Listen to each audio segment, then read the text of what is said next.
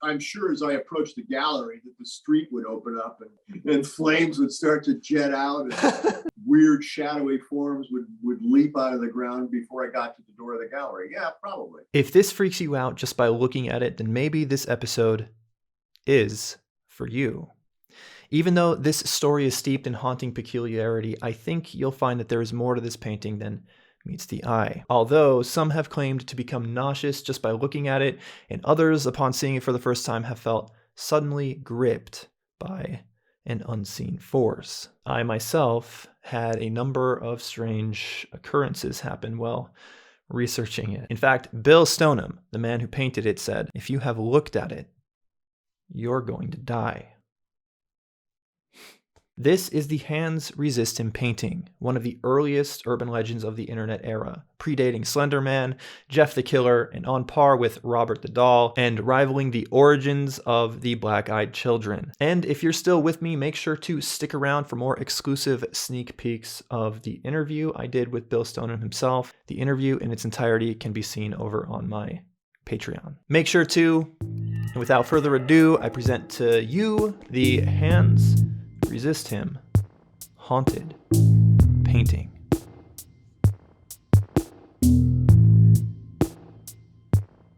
Born in 1947, William, or Bill Stoneham, spent the first 9 months of his life at an orphanage in Boston, Massachusetts.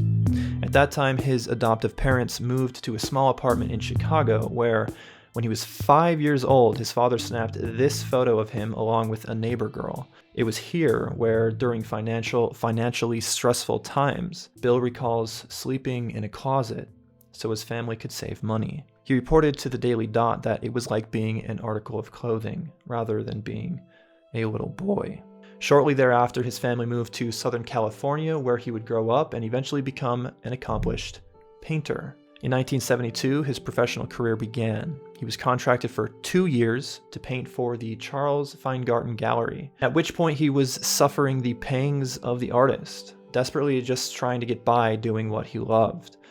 Married to Rowan Ponsetti at the time, and struggling for ideas to boost his career, he turned to a poem she had written about his younger self titled, "Hands Resist Him." He is of the seeing visions.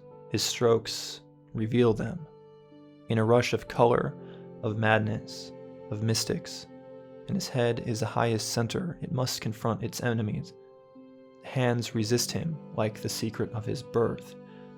His presence is the sanctum heartbeat, felt in darkness and in passion, its sound, the sole gift to that silence. The poem being a commentary on Stoneham's birth and early life that was shrouded in mystery, as he never knew his birth parents and for years didn't even know if he had any siblings. In later years, he would discover that he had a half-sister, and that painting apparently ran in his blood, as his biological mother was a painter herself. At this time, happenstance would have it that the photo of him as a child would be circling about his mind, and in a haze of ideas pressing upon the threshold of reality, the poem, the photo, and the canvas, as if by cosmic decree, forming a unified trifecta, impressed itself upon Bill's consciousness, until he and his steady hand could no longer resist the flow of destiny. After about 2 weeks, from start to finish, the Hands Resist Him painting was born in 1972. Bill himself being the centerpiece, with a doll representing a guide that would be with him as he traversed the thresholds between different realms, the dream state and the waking world, which was divided by the glass door, the hands pressed up against the door representing endless alternative possibilities. Although saturated with meaning, at the time, he had no inkling of how significant it would ultimately become. Just a couple years later, Bill's works were exclusively put on display by the Feingarten Gallery. The Hands Resist Him was displayed to the world for the first time, and Henry Seldis of the Los Angeles Times had this to say of his work. William Stoneham's paintings are at their best when at their weirdest. In those instances, the young artist comes close to inventing the first truly neo-surrealist painting I have ever encountered to date that extends the surrealist fantasies into the contemporary realm. And it was that surrealist fantasia that attracted one John Marley to purchase the Hans Resistem painting. Unfortunately, but almost fittingly, that painting was the only one of Bill's that sold during the display. Now, if you don't know who John Marley is, just YouTube the Godfather horsehead scene. Or don't. Either way, this is the man who bought it, and he was specifically looking for a piece for a horror project he was working on. And if you're looking at what I'm looking at, the Hans Resistem certainly has the right aesthetic for a horror film. 10 years later, John Marley would die during open heart surgery. Now, you might say that this isn't even a close coincidence, and you're right. But considering the fact that Feingarten, the owner of the gallery, and Seldis, the art critic, would both also die shortly after coming in contact with the painting, it becomes a little harder to ignore. But regardless of these circumstances, the stage was being set for one of the most intriguing paintings of the modern internet era to take center stage. Stoneham's one-man show open gallery would be the last time Bill ever saw the Hans Resistem painting in person, even to this day. Their ways parted permanently, the Hans going with John Marley, while Bill moved on and eventually, for a time, set aside his brushes for more steady work. In 1984, he commenced at Industrial Light and Magic, and then for LucasArts Entertainment in 1992. He worked on the popular Myst video game series, and then in special effects for The Fly with Jeff Goldblum, Friday the 13th, Jason Lives, and my personal favorite, Enemy Mine with Dennis Quaid.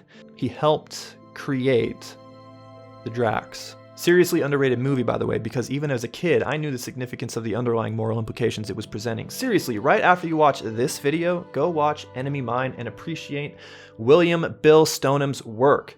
Available on Vudu, Google Play, Amazon Prime, Apple TV, and YouTube for just $3.99. Seriously, watch it. It's worth it. While all of this was going on for Bill, the Hans Resistem painting's legacy remained shrouded in mystery. What we know is that John Marley purchased it in 1974, then at some point he sold it, then shortly thereafter he died in 1984. And from there is a huge gap in our knowledge of where it even went. The next documented instance of it showed up when it was found abandoned behind an old brewery in Southern California. Then, fatefully, it appeared on eBay in the year 2000. And the description was, "One hell of a sales pitch," according to Bill Stoneham. The concerned sellers wrote in its description, "When we received this painting, we thought it was really good art. At the time, we wondered a little why a perfectly fine painting would be discarded like that. Today, we don't. One morning, our 4.5-year-old daughter claimed the children in the picture were fighting and coming into her room during the night. The father tried to reassure her that nothing was wrong, but she wouldn't have it. Eventually, he set up a motion sensor camera to see what was happening in the night, and to his horror, at least as he described it on the eBay listing, just like his daughter was saying, the doll in the Hans Resistem painting appeared to have a gun, and the boy, trying to escape, would nightly climb out of the painting, the doll following. This would torment the little girl on a nightly basis. And he claimed that he had video footage and photographs of this happening, of which I have been completely unable to find those photographs anywhere. The listing continued to give a liability warning for any who purchased it concerning paranormal phenomenon, but that only obviously piqued the interest of the internet. Eventually, the listing was viewed over 30,000 times before Kim Smith purchased the painting for $1,025. He owns the painting to this day and currently keeps it in a basement locked away underneath Perception Gallery in Grand Rapids, Michigan. Shortly after Kim purchased the piece from eBay, he contacted Bill, to which Bill was completely flabbergasted.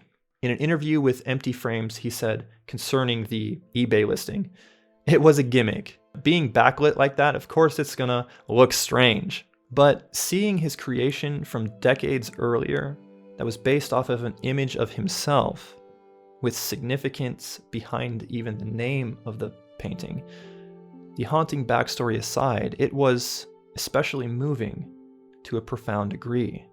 He said in our interview, it was like the prodigal son returning. It would seem, however, that Bill was somewhat skeptical of the original claim on the eBay listing, and I have to admit, it is very suspect, but that's not discounting, however, the very real psychic connection that stems from him as he paints.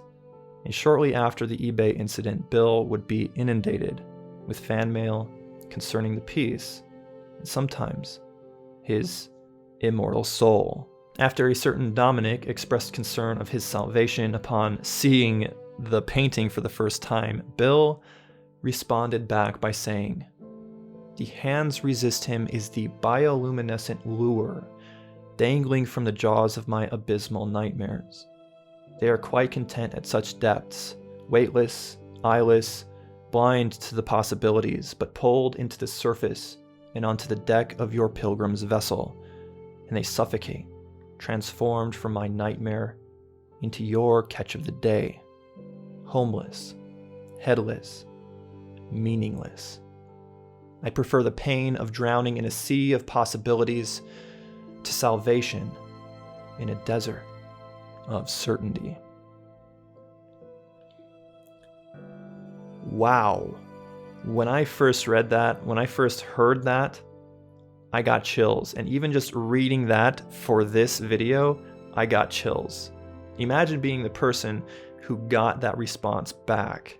Several years would go by, and none other than Zach Baggins from Ghost Adventures contacted Bill and commissioned a new painting in the spirit of the first, Hands Resist Him.